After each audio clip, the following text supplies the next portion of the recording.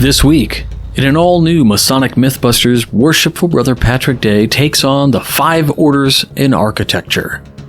How many times have you listened to a lecture in Masonry and thought, well, that doesn't quite sound right? Well, Patrick Day has definitely had that moment. We'll hear all about it in this week's Masonic Mythbusters. Then, we'll have a book review on a new book about the moon and its relationship to us, which we might be considered her children. We'll wrap it up with a piece from Brent S. Morris published on MasonicWorld.com called Albert Pike and Lucifer, the Lie That Will Not Die. He gives us some reaffirming facts that we can take into our personal arsenal the next time we are accosted by anyone who says Freemasons are evil. All this and more. Stay tuned. Welcome back to Whence Came You, a Masonic podcast featuring research papers and discussions related to Freemasonry. Here's your host, Brother Robert Johnson. Welcome back. This is episode number 626. In the news, lots of awesome new presentation dates are coming up. I need to update the website, but suffice to say, I will be all over the United States and a little bit of international travel this year. I'll make sure I put up everything in our schedule on wcypodcast.com. Right away, I want to thank our producers, fellows, contributors, and legacy partners of the WCY podcast. Without you, we can't make this show, and I really appreciate all of you. If you are curious on how you can help support the WCY podcast, head on over to wcypodcast.com, click on Support the Show, and check out the various options. And just as a reminder, everything that we offer, all of the links, anything that gets sold through WCY Media or our Patreon or anything, all that comes right back to the financial support of this show. All right. As you heard on the top of the program, we got a great new Masonic Mythbusters with Worshipful Brother Patrick Day. Now, this week, I mentioned a little bit about what he's talking about. And as you all may or may not know, I too am a bit of a stickler when it comes to details. In fact, something that Patrick says in this piece really resonates with me, and it might resonate with you. Let's dive in and check out this awesome new segment. In a digital landscape filled with historical inaccuracy, out-of-context quotes on memes and sound bites, there is an epidemic of fraternal occult, mythological, and historical misinformation. It's time to set the record straight.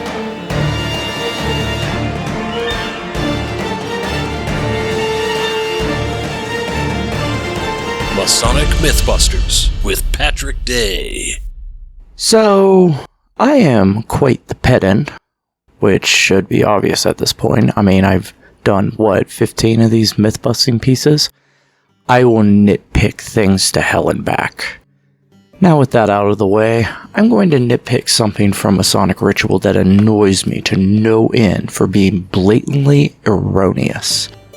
It is the portion of the Stair lecture concerning the orders of architecture, namely, who invented them. And they annoy me as someone who has a master's of architecture and was formally trained in classical architecture, design, and history. Someone who has professionally worked in architecture for almost a decade and overall has a passion for architectural history and theory. I know the wording will differ from jurisdiction to jurisdiction, but for the most part, most jurisdictions in the US use the Preston Webb lecture system. First produced by William Preston in his Illustrations of Masonry, and later reproduced in the United States by Thomas Webb as The Monitor. Most jurisdictions' rituals I have either witnessed or reviewed more or less say the same thing. The Ionic, Doric, and Corinthian are the most ancient and were invented by the Greeks, while the Tuscan and Composite were contrived by the Romans. Thus says Preston, and he's wrong. Now, I'm going to forgive the attribution of the Doric, Ionic, and Corinthian to the Greeks, because when they developed those orders, they were not Greeks. There really wasn't even a Pan-Hellenic League yet. It was just a bunch of city-states with loosely defined regions of common Hellenic races. The Doric was developed from earlier wood forms, which were likely inspired by Egyptian architecture, as there was commercial trade between the two regions, and was largely found in regions of Dorian city-states. The Ionic technically isn't Greek, even by the later Romans, who called Ionia Anatolia. The Ionians are distinctly a different race that it takes some effort to argue they were Greeks. Yes, the Ionians would join the Pan-Hellenic League, but they're Ionians. They are really only considered Greek owing to their joining the alliance against the Persian invasions. And the Corinthian, well, that's a city. That's not a Hellenic race. And technically, the Corinthians were Dorians. We can actually see how these three orders were used in racial alliances or omitted out of racism. For instance, in Sparta, you don't see Ionic columns around the 5th century BCE, because the Spartans hated the Ionians for surrendering to the Persians so easily. But the Spartans, that virile culture of warriors, they loved the dainty, girly Corinthian order because, well, Corinth is a Dorian city, albeit the Corinthian order wasn't developed for another century after the alliance was formed. On the other hand, in Athens, where the Pan-Hellenic League was being promoted, they loved to include the Ionic order because they wanted the Ionians represented in their alliance. But these so-called Greek orders are really loosely lumped together because a much later alliance between city-states during the Greco-Persian Wars.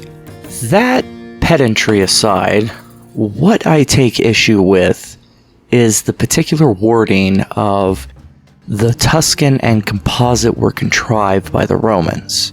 No, not even close. Firstly, the Tuscan was invented by the Etruscans. Preston actually acknowledges this in his explanation of the Tuscan order. Though more often than not, I find this portion is usually omitted in many US jurisdictions, which annoys me because it was invented by the Etruscans. That's why it's called the Tuscan. It's in the name. Now, the various Hellenic races certainly had trade with the Etruscans on the Italian peninsula, but we find examples of the Tuscan earlier than trade between the two cultures. In fact, the Tuscan and Doric orders appear to have been developed around the same time independently. One possibility is that the Egyptians influenced both cultures independently. Now, whatever the case, the Tuscan is equally as old as the Doric and was not contrived by the Romans, but rather it was invented by the Etruscans. They're not the same thing. What we call Roman is really a blending of Etruscan and Greeks at a later time. I also hate the use of that word contrived. It implies that they just made it up capriciously on a whim. It denounces the architectonics of the development of the Tuscan and Doric orders as logical forms of wood construction that was later replicated in stone. It implies the Romans saw the Doric and whimsically said to themselves, let's do that, but more simple. Why? I don't know. Just thought it looked cool. It effaces from masonry the long-known archaeological understanding of Etruscan culture, temple building, and building techniques. Even Andrea Palladio, the famed Venetian architect, who himself was an operative stonemason, he actually even had a portrait of himself made with the square and compasses in front of him. He was one of our operative brethren. He knew well Etruscan construction methods and why the Tuscan is just as valid as the Doric. Now moving on. Then there's the composite. It's hard to argue that this order was contrived by the Romans when you know how it came to be. I mean, yes, the composite was developed by the Romans, but only as a particularly Roman variation of the Corinthian. The reality is that the Corinthian is a very interpretive order. All the orders are open to interpretation and variation. There are rules for their composition, but they are flexible. And the Corinthian in particular has a great deal of variation. Do something for me. Look up a picture of the Corinthian order used on the Tower of the Winds in Athens. Yeah, that's a very different looking Corinthian. It is so unique that this Corinthian style is specifically called the Tower of the Winds Corinthian. Now look up a picture of the first known Corinthian capital, the one from the Temple of Apollo at Basai. Yeah, it's weird looking. Heck, look at the Ionics at the Temple of Apollo at Basai. Yeah, those are weird too. Compare those to their predecessor, the Aeolian Order. Oh yeah, there's another order that Masonic lectures don't mention. I guess Renaissance architects thought 5 orders was a nice number and didn't bother with the Aeolian. Check out a picture of the Corinthian order as used on the Temple of Mars Uxor. What's that? They used Pegasus instead of plants? Yeah, the orders are open to interpretation and artistic flourishing, and the composite is just a Roman variation of the Corinthian. Let's try something. Take a look at the composite and the Corinthian and tell me the difference between them. Like, could you pull up a picture of one and identify it as either the composite or the Corinthian with certainty? I know many architects that cannot tell the difference. I mean, sometimes I even second guess myself, and I was trained in this. This is because the composite was not a separate order from the Corinthian until the Renaissance. If you read Vitruvius's 10 books on architecture, you'll notice he never brings up the composite. He expends quite a bit of ink and paper on the Doric and the Ionic, and then he spends a lot of time with the Corinthian, like a lot of time. Then he gives the Tuscan order a little short byline, but no composite. That's because it didn't exist. It was just the Corinthian in a distinctly Roman manner. Now, how did it become a separate order? Well, it starts with a misunderstanding of other Renaissance architects who were reading Leon Battista Alberti's 10 books on the art of building, in which he makes note of an italic order, which is sometimes translated as Roman order. In particular, Alberti appears to be noting the peculiar Corinthian orders used on the Arch of Titus, as well as the Arch of Septimius Servius, which he notes as the italic order he uses on his design of the Tempio Malatestiano in Rimini, Italy. Well, no one knew exactly what Alberti meant by italic order. Most architects at the time would have just said, well, that's just the Corinthian. The architect Serlio would take Alberti to mean that this is a separate order, rather than a Roman variation of the Corinthian. But Serlio goes a bit further by claiming it is a composite of the other orders, and adds it as the 5th canon of architecture, the composite order. Way to go, Serlio. Now don't get me wrong, I love Serlio. Have you ever heard of Palladian windows? Yeah, even though it is named after Palladio, it was actually originally invented by Serlio. He was very important to the establishment of Renaissance architecture, and he is certainly equally as influential as Alberti, but I think he took Alberti a little too literally, or he just really wanted 5 orders because he liked that number, or something. And everyone followed his example, and we still today class the composite as a separate order. And we really can't do much about it anymore. It's just part of the canon of architecture. And when I give a stair lecture, I deliberately switch up the wording to be a little bit more accurate, and anyone who corrects me proceeds to get a separate lecture on archaeological and architectural history and theory. Brothers sometimes even ask me if I'm going to do it the right way or the Patrick way. Oh, I get it. I get guys tell me that you're not supposed to innovate upon masonry, etc. Well, the ritual is wrong. It's not an innovation, it's a correction. Since when did our ritual become the infallible word of God? And given my love of architectural history and theory, try and stop me. Now, what's the wording I propose and I use? The Ionic, Doric, and Corinthian are the most ancient and were invented by the Greeks. The Tuscan was invented by the Etruscan, and the composite was developed by the Romans. Or at least that's a good compromise. In reality, if I had it my way, it would be the Ionic, Doric, and Corinthian were developed at different times of great antiquity by various Hellenic races that we now call the Greeks. The Tuscan is just as old as the Doric and was invented by the Etruscans. The composite was developed by the Romans and erroneously interpreted as a separate order from the Corinthian during the Renaissance. And let's pretend the Aeolic order doesn't exist. Alright, how about that? A wonderful piece by Worshipful Brother Day. And as he jokes in the beginning of it, he is always about the details, and he's always about trying to be accurate. What was the part I mentioned about possibly resonating with me and might resonate with you? It is the idea that corrections rather than innovations are being done.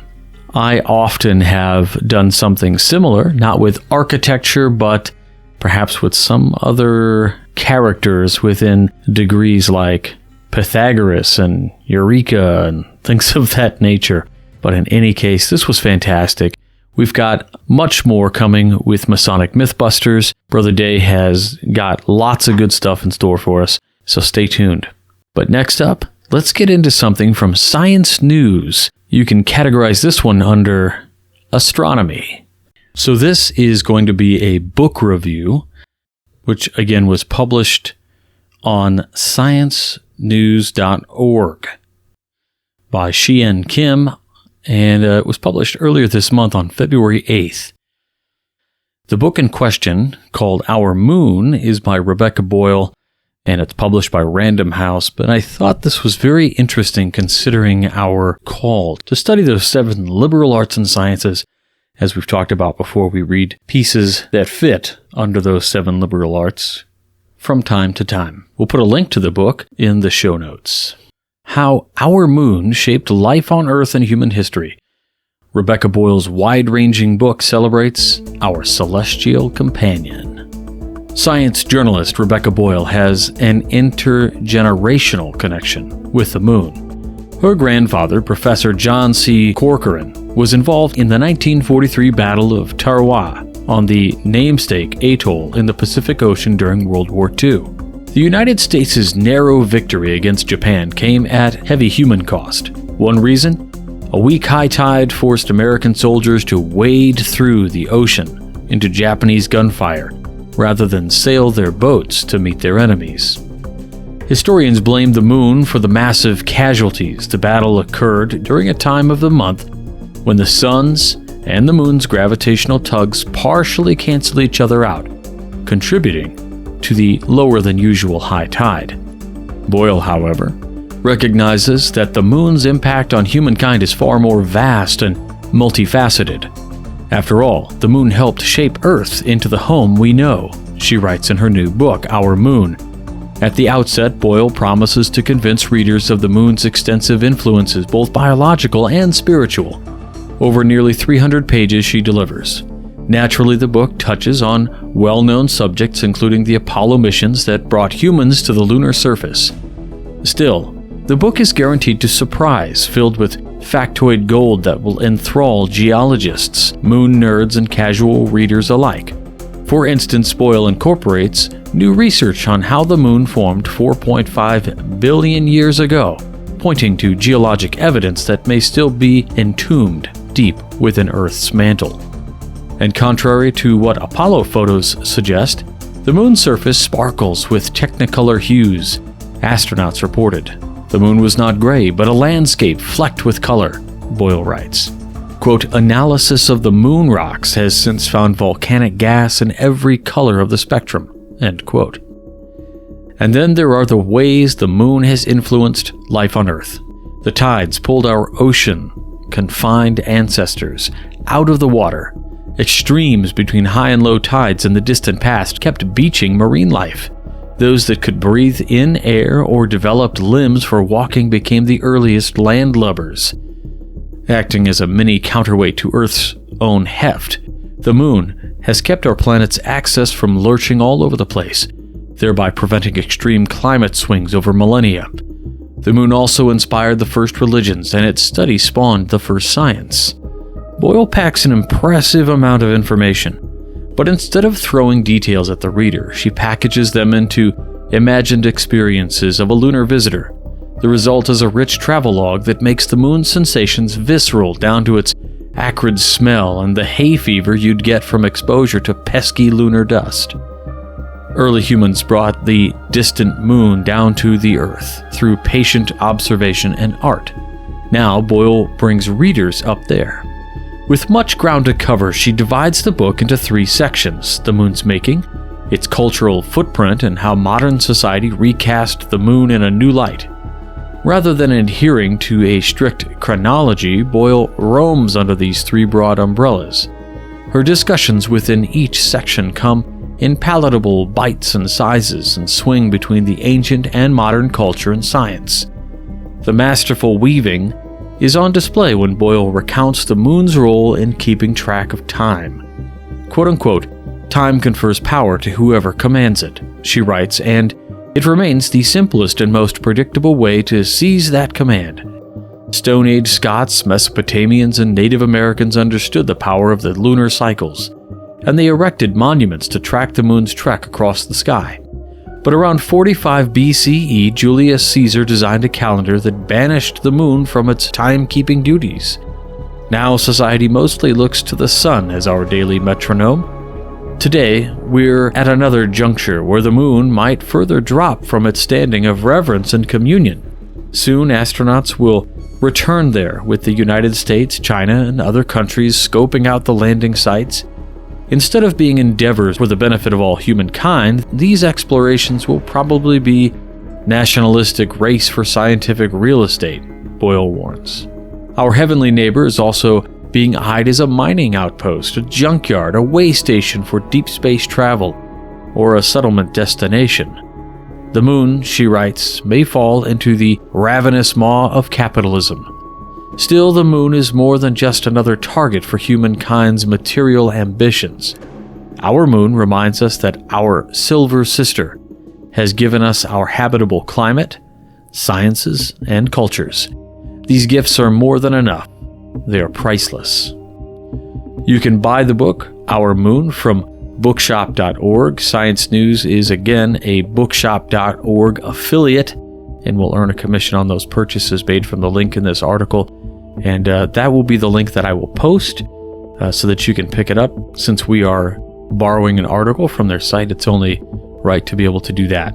And so, as I read this book review, it's definitely a book I think I'm going to go ahead and pick up, but I had to laugh at this idea of the moon falling into the ravenous maw of capitalism, she says. And this is interesting because, and both funny, like I said, if you've ever seen Futurama, there's an episode where Fry decides to go to the moon and is overwhelmed with a Disney-like atmosphere, if you will. If the listeners out there have any great books about the moon or space travel or anything like that you'd like to recommend, feel free to throw those into the Craftsman Plus Facebook group. I will share a couple of my favorite space books there as well, and I will link them. Next up, we've got a piece that came from Brent S. Morris, published on MasonicWorld.com, and it's called Albert Pike and Lucifer, The Lie That Will Not Die.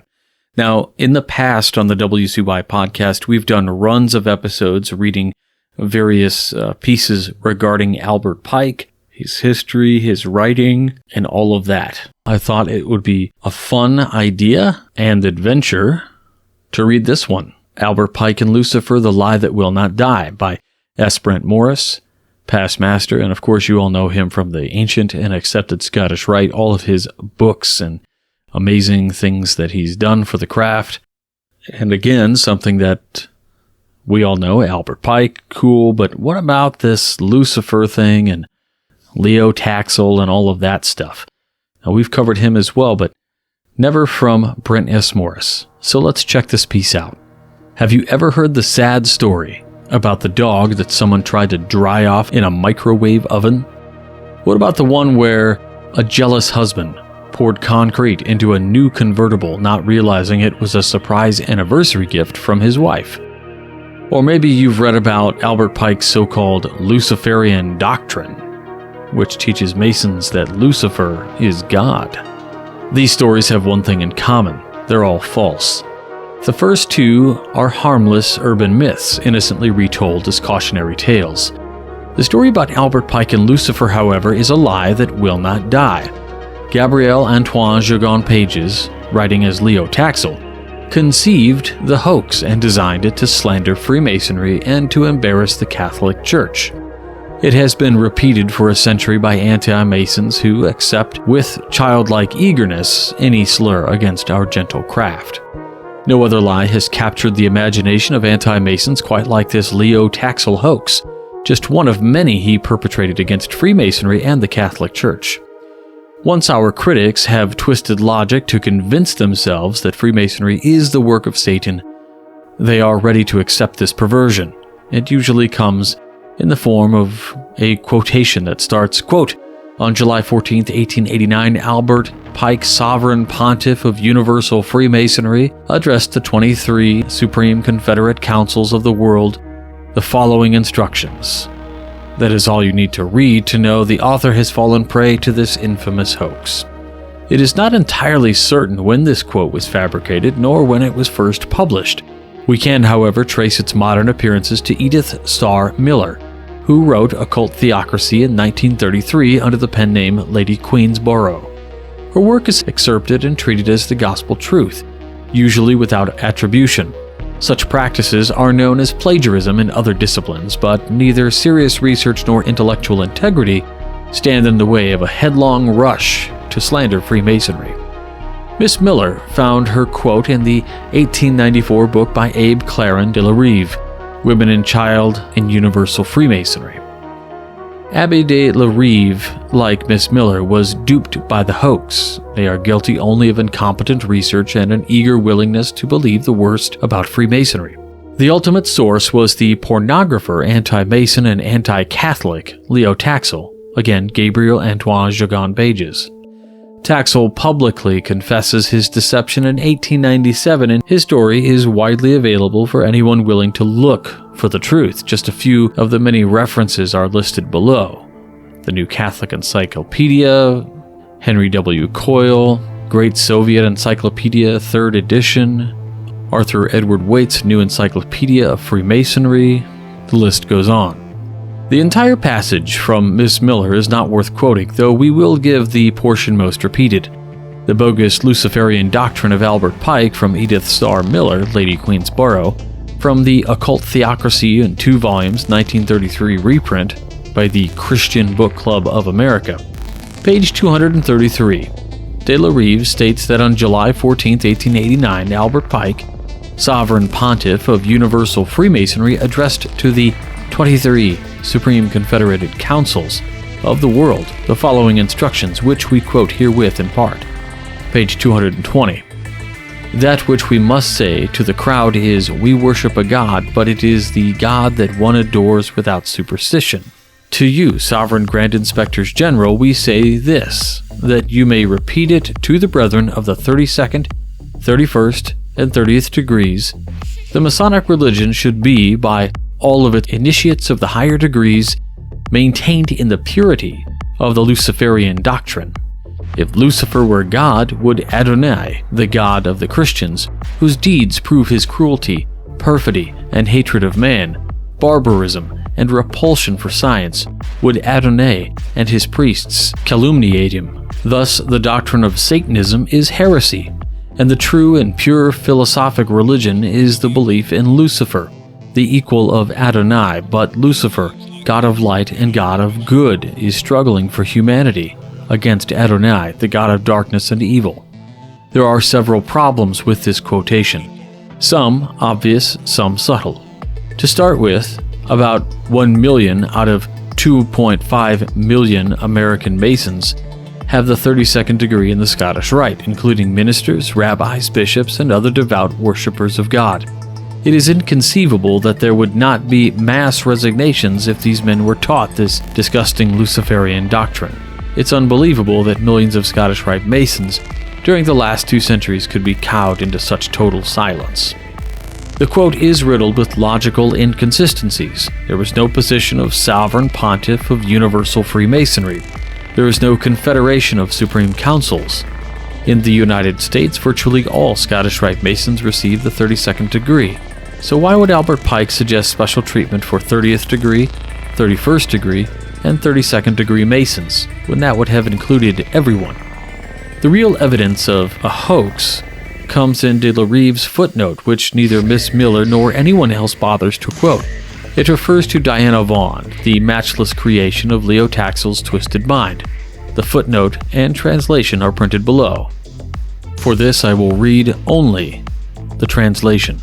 It was the Sister Diana Vaughan that Albert Pike, in order to give her the greatest mark of confidence, charged to carry his Luciferian encyclical to Paris during the Universal Exposition. The Diana Vaughan hoax is well known and has been explained time and time again for nearly a century. Here's what the New Catholic Encyclopedia has to say about Leo Taxil. Taxil purported to reveal the existence of Palladium, the most secret Masonic order, which practiced devil worship. He recounted the story of its high priestess, Diana Vaughan, and ended by publishing the memoirs after her conversion to Catholicism. When doubts began to spread, Taxil realized the time had come to end the deceit. In a conference in Paris on April 19, 1897, he cynically admitted his hoax, whose aim, he said, was to hold up Catholicism to derision. After Taxil's public confession, Abbe de la Rive expressed his disgust and recanted his writings on Diana Vaughan in the April 1897 issue of Freemasonry Disclosed, a magazine devoted to the destruction for the craft. As much as he hated Freemasonry, de la Rive had the integrity to admit Taxil's hoax. After Taxil's public confession, Taxil declared before an assembly especially convened for him that for 12 years he had carried out to the end the most extraordinary and most sacrilegious of hoaxes. We have always been careful to publish special articles concerning Palladism and Diana Vaughan. We are now giving in this issue a complete list of these articles, which can now be considered as not having existed. Quoted in Alex Milner's Strange Masonic Stories. Anyone interested in the plain truth can easily discover the story of Leo Taxil. Recent critics of Masonry, however, are not interested in simple facts. These detractors have convinced themselves that Freemasonry is the work of the devil. Thus, they apparently justify their perversions with the thought that they are doing the Lord's work, saving an unsuspecting world from Satan. No misquotation, no distortion, no lie is too great if it accomplishes what they perceive as their holy mission. This includes gleefully perpetuating the bogus Luciferian doctrine of Albert Pike. All this is done in the name of Him who said, "I am the way, the truth, and the life." Freemasonry teaches its members tolerance even of its assailants. If you are presented with the story of Pike and Lucifer, quietly but firmly state it's a lie. Don't let it pass without comment, but don't provoke an argument. The truth is on our side. But remember the words attributed to Edmund Burke: the only thing necessary for the triumph of evil is for good men to do nothing. Love this piece. I love that he kind of glossed over most of it for us and gave us a sort of reaffirming back pat, if you will, that the truth will win. And even today, on several of our YouTube videos, we get people commenting, "Repent, you're gonna go to hell," and all of this nonsense. And it's quite amazing that it still lives on today, and I'm sure many of you have felt the same. If you've got any crazy stories, feel free to share them with us. With that, we're going to wrap it up. And so one more time, I want to thank those producers, fellows, contributors, and legacy partners of the WCY podcast. Again, without you, this show doesn't happen. And if you're curious on how you can support the WCY podcast, head on over to the website, wcypodcast.com. Click on Support the Show and check out your various options. Next week, we'll be back. We'll have another Masonic Mythbusters for you, as well as some great content. Until then, stay on the level. For Whence Came You, I'm Robert Johnson. Take care. You've been listening to Whence Came You, a Masonic podcast featuring research papers and discussions related to Freemasonry with your host, Brother Robert Johnson. Be sure to join us for our next edition.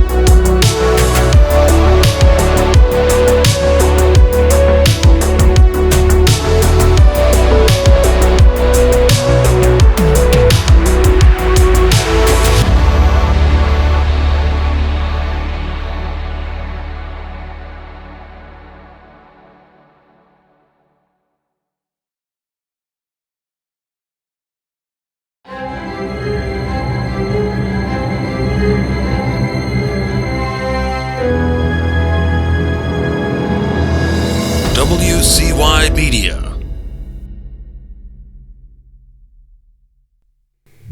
This is